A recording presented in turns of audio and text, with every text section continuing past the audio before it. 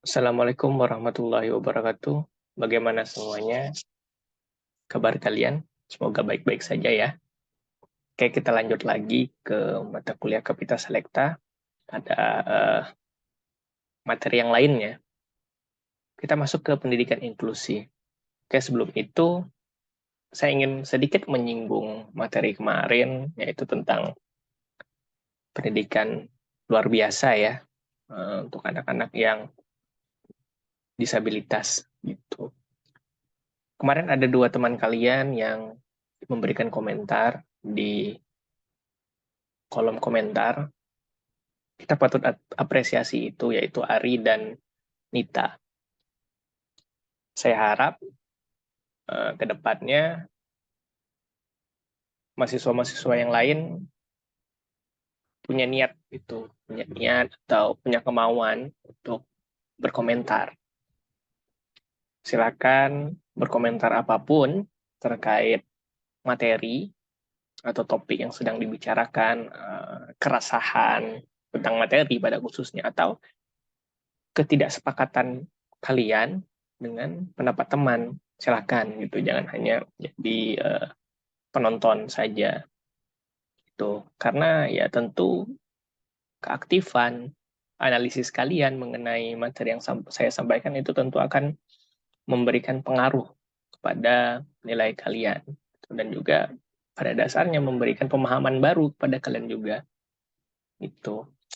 Oke, pada hakikatnya sekarang kita akan membahas pendidikan inklusi. Apa itu pendidikan inklusi?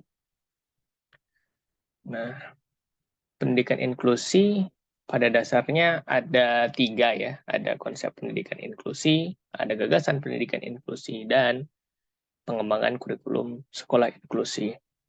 Karena memang pada dasarnya pendidikan inklusi adalah salah satu yang bisa dibilang terbaik ya untuk pendidikan anak-anak luar biasa ini. Nah, kenapa begitu? Nah, seperti pendapat teman-teman kalian juga ada yang memilih pendidikan inklusi kemarin. Kenapa tidak SLB gitu? Kenapa harus inklusi? Nah, di sini kita akan menjawabnya itu. Konsep pendidikan inklusi. Pendidikan inklusi dapat terwujud apabila ada pemahaman dan penerimaan dari warga sekolah. Nah, ini menjadi salah satu dilema ya, bagaimana pendidikan inklusi ini sulit itu diterima. Toh orang bilang ada gitu SLB, kenapa harus inklusi? Ya pada dasarnya untuk membuat sebuah kehidupan atau sekolah ini kan bisa dikatakan simulasi dari kehidupan, tempat belajar yang diformalkan gitu. Bagaimana kita mau belajar dalam kehidupan nyata jika memang di sekolah tersebut isinya seragam. Nah, makanya pendidikan inklusi itu ada biar kita sadar bahwa ada yang berbeda gitu di antara kita, di lingkungan kehidupan kita tidak hanya berbeda tentang suku, agama, ras, warna kulit dan sebagainya, tapi juga ada teman-teman kita yang berkebutuhan khusus gitu. Makanya untuk memberikan pemahaman kepada warga sekolah ini maksudnya tidak hanya guru beserta staf ya, para orang tua siswa atau masyarakat di lingkungan sekitar sekolah itu disebut warga sekolah juga. Bagaimana memberikan pemahaman kepada mereka bahwa sekolah ini adalah simulasi dari kehidupan yang diformalkan, gitu, tempat belajar, gitu. Makanya pendidikan inklusi ini perlu, gitu. Nah, kemudian dengan sistem inklusi, sekolah mampu melaksanakan perannya sebagai lembaga pendidikan yang utuh. Nah, makanya tadi, kalau terkesan eh, siswa yang berkebutuhan khusus di SLB, terus sekolah normal ya dimasuki oleh siswa pada umumnya, seperti yang saya sampaikan tadi, ada pembeda di sana. Bagaikan ada tembok yang tinggi bahwa ya mereka berbeda. Padahal secara hak mereka memiliki hak yang sama untuk belajar bersama teman-temannya, berinteraksi bersama yang lain. Sehingga wajar ketika memang di lingkungan sosial kita melihat teman-teman yang berkebutuhan khusus itu dengan rasa kasihan, dengan rasa iba, ada juga yang risih dan sebagainya, mungkin kita tidak tahu. Padahal mereka juga berhak dan mereka juga bisa bersaing seperti kita.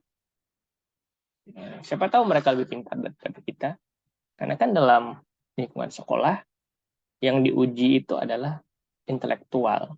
Terlepas bagaimana mereka bisa mencapai intelektualitas tersebut, kemampuan pemahaman tersebut, itu butuh memang guru-guru yang memahami metode bagaimana bisa membuat mereka bisa memahami pembelajaran untuk bekal mereka di kehidupan sehari-hari. Karena cukup miris ya, dulu waktu saya masih anak-anak, masih ingat waktu itu, masih SD. Ada teman saya yang tunarungu waktu itu, sahabat saya, satu kampung, teman. Dia tidak bisa melanjutkan ke sekolah SD waktu itu. Awalnya dia sudah masuk kelas 1, terus kelas 2 dia diminta untuk berhenti. Orang tuanya disuruh menarik anaknya dari sekolah. Dengan alasan ya karena anaknya tunarungu. Waktu itu di daerah kita memang belum ada SLB. Nah, ya itu salah satu kendala yang disampaikan teman kalian di diskusi kemarin adalah ya gurunya yang belum siap, fasilitasnya belum ada.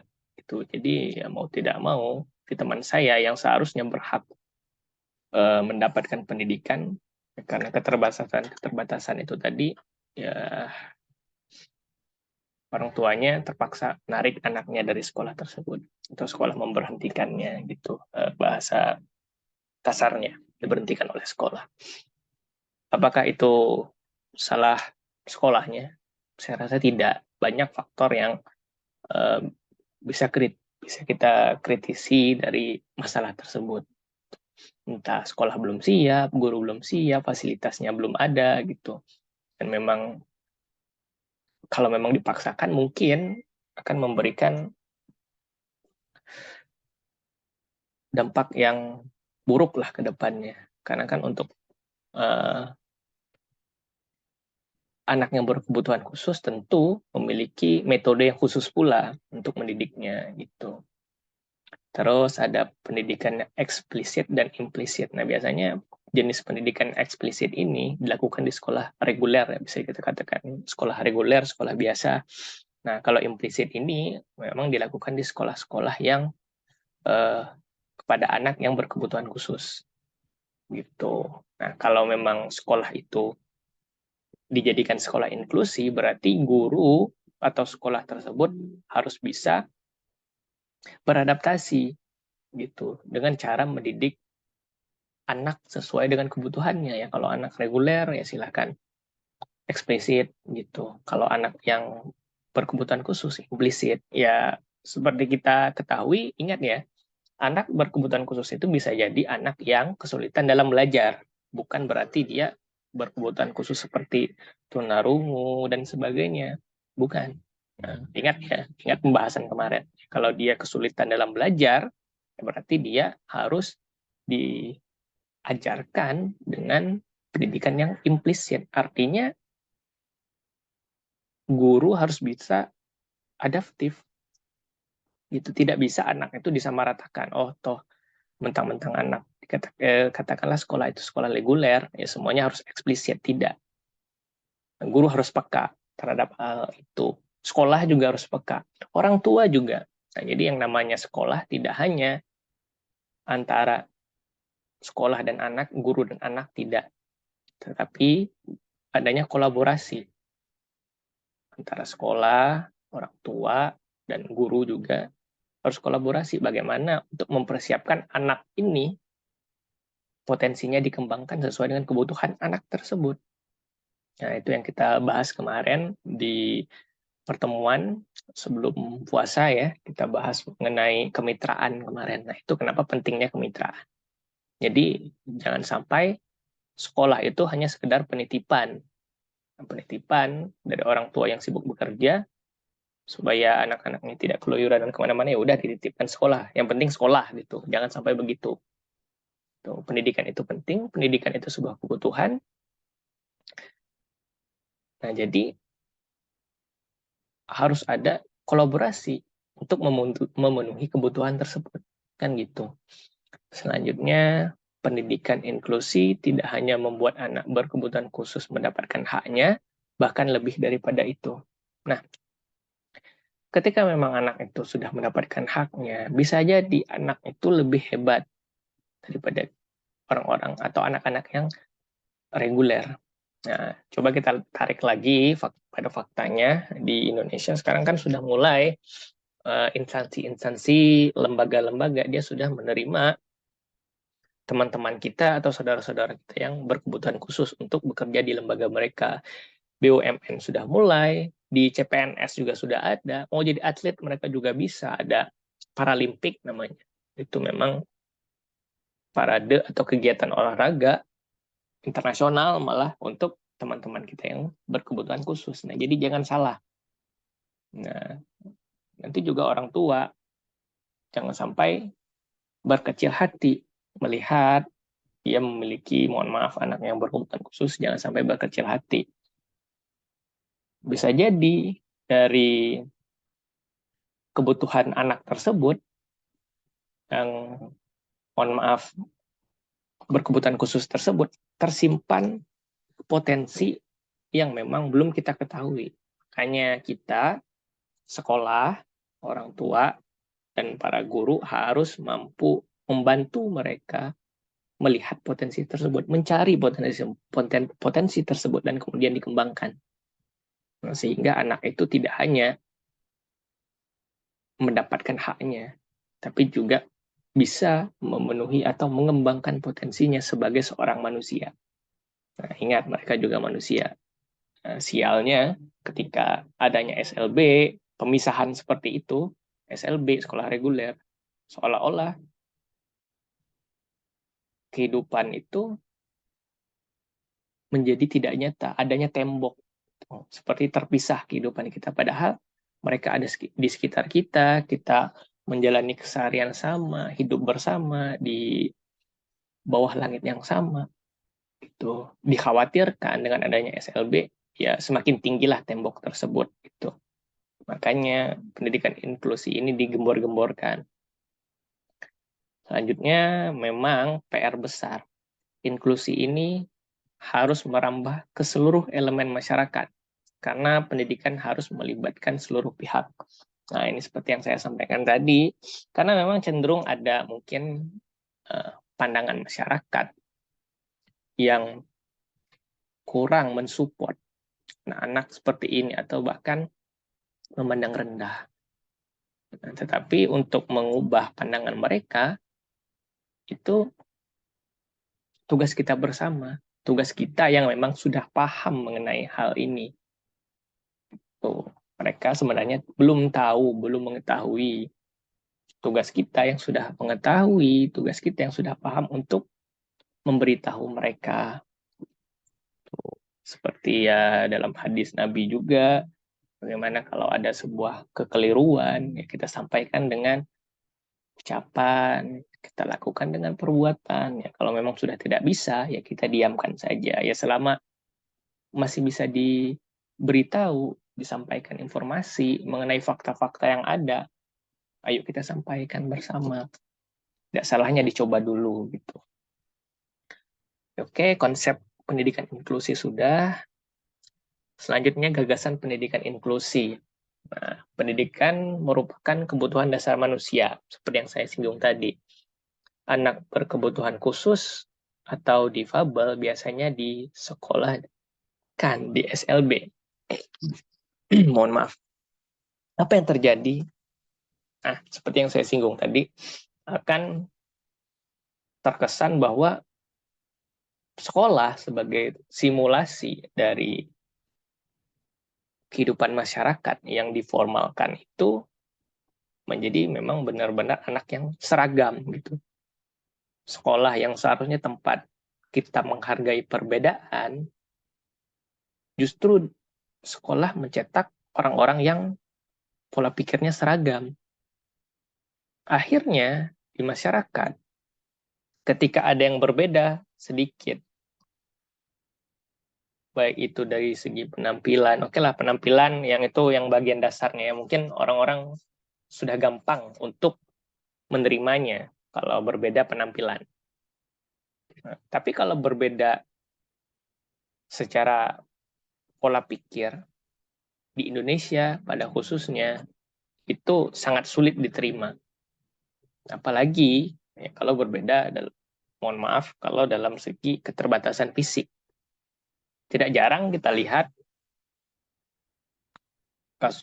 contoh kasusnya di anak-anak sering ada yang namanya pembulian gitu, di lingkungan sekolah. Yang sesama normal saja mereka sering membuli, apalagi yang mohon maaf ya kalau ada yang kurang gitu pada anaknya.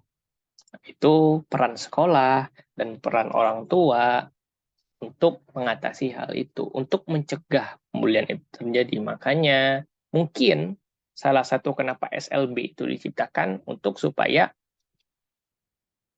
pembulian ini tidak terjadi, atau mungkin gurunya disiapkan benar-benar guru khusus untuk menangani anak berkebutuhan khusus. Tuh. Padahal itu tadi, kita di dunia nyata, kita akan cenderung saling berinteraksi. Toh kenapa pendidikan inklusi ini benar-benar digembor-gemborkan di dunia internasional, supaya tidak ada batas di sana, supaya bisa saling menghargai. Makanya di dunia internasional, pada Convention on the Right of Person with Disabilities and Optional Protocol pada Maret 2007 ini disahkan. Saat itu teman-teman kita yang berkebutuhan khusus menyuarakan haknya untuk sekolah, untuk mendapatkan pendidikan yang layak seperti anak-anak lainnya. Oke, kalau anak-anak di suatu daerah disekolahkan di SLB, kalau SLB itu hanya tingkat SD, ada. Otomatis ketika mau mereka SMP, SMA, dengan jarak yang jauh, atau bahkan merantau ke tempat lain, itu kan akan menyulitkan. Nah, contoh lagi di sini, di daerah kita SLB hanya SD ya, saya rasa, atau SMP atau SMA, saya kurang tahu. Itu. Setelah itu, setelah anak lulus SD yang SLB misalkan, mau melanjutkan ke SMP SLB, toh tiba-tiba tidak ada. Bagaimana? Itu berarti kita sudah memutus hak mereka sebagai orang yang memang membutuhkan pendidikan. Saya ingat dulu teman saya waktu dipaksa untuk berhenti di sekolah itu, dia nangis loh. Ya, dia juga pengen gitu sekolah, bermain bersama kami. Tapi ya apa mau dikata gitu. Dan di Indonesia sendiri tentang pendidikan inklusi ini sudah ada sejak Undang-Undang Nomor 20 tahun 2003, kemudian diatur dalam Permendiknas Nomor 70 tahun 2009, PP Nomor 19 tahun 2005 Pasal 41 Ayat 1, dan terakhir ada PP Nomor 13 tahun 2020. Mungkin kalau saya kurang update, silakan nanti ada aturan lain atau undang-undang lain atau perda lain atau permen atau peraturan pemerintah yang lebih update, silakan sampaikan di kolom komentar. Mungkin saya yang kurang, saya yang khilaf atau saya yang salah, silakan sampaikan. Itu gagasan pendidikan inklusi. Jadi bukan tiba-tiba, ayo pendidikan inklusi, tidak. Jadi memang sudah ada. Gitu.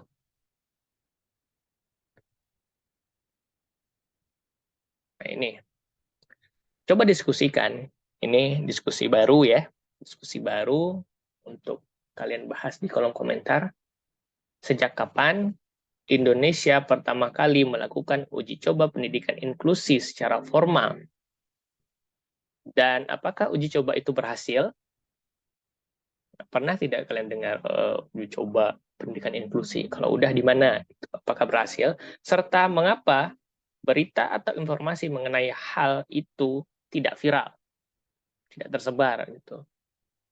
Sampai akhirnya kalau udah viral kan biasanya diikuti atau ditiru oleh daerah-daerah lain gitu kan. Kan kalau uji coba aturan baru kan begitu kan. Aturan baru kasih uji coba di sebuah sekolah apakah berhasil atau tidak. Kalau berhasil ya, barulah diterapkan di sekolah-sekolah yang lainnya. Tuh. Nah, kenapa sekolah inklusi tidak? Tidak ada gitu hawa-hawa beritanya yang viral, yang berkembang gitu. Oke, silahkan nanti kalian diskusikan mengenai pertanyaan ini di kolom komentar. Saya berharap sekali ya komentar-komentar kalian mengenai hal ini. Oke. Selanjutnya, pengembangan kurikulum pendidikan inklusi. Kurikulumnya pada dasarnya sama, hanya ada modifikasi sesuai dengan kebutuhan, ya, seperti yang saya sampaikan tadi. Sama, cuma metodenya, cara penyampaiannya, ada sedikit sentuhan yang berbeda. Tuh, dari guru kepada orang-orang atau teman-teman kita atau saudara-saudara kita yang berkebutuhan khusus. Nah, ini modifikasinya. Bisa kalian baca sendiri, ada waktu yang dimodifikasi, bagaimana untuk memberikan pembelajaran yang baik, tentu ada modifikasi waktu. Materi, sehingga teman-teman kita, saudara-saudara kita yang berkebutuhan khusus mudah memahami. Gitu. Proses pembelajarannya disesuaikan, sarana dan prasarananya harus menunjang, lingkungan belajar yang memang harus disesuaikan. Gitu. Sebenarnya ginilah, kita di sekolah dulu, ketika kita satu kelas itu terlalu ramai, lebih dari 30 aja, atau terkadang 30 itu sudah sesak gitu. Apalagi kalau sekolahnya atau kelasnya kecil, panas. Nah, itu kan jadi tidak nyaman. Kita saja tidak nyaman. Gitu. Makanya lingkungan belajar, suasana itu penting.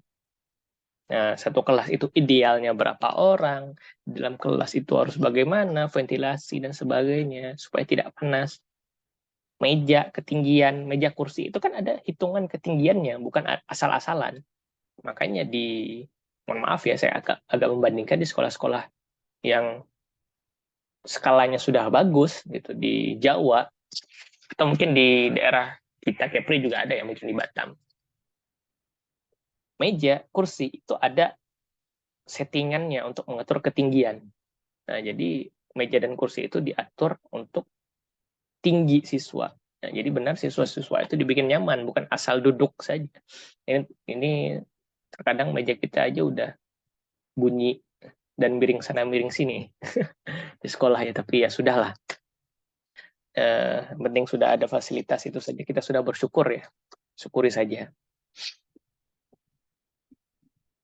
Dan nah, pengolahan kelas. Nah, pengolahan kelas ini kan merujuk pada kita sebagai penghuni dalam kelas itu, kita harus bisa mengelola kelas, membuatnya senyaman mungkin, dan juga ada peran wali kelas di sana. Dan guru, bagaimana guru mampu mengelola kelas. Guru kan dituntut untuk menjadi pemimpin dalam kelasnya, dalam pembelajarannya. Dan dia juga harus mampu untuk mengelola kelas tersebut.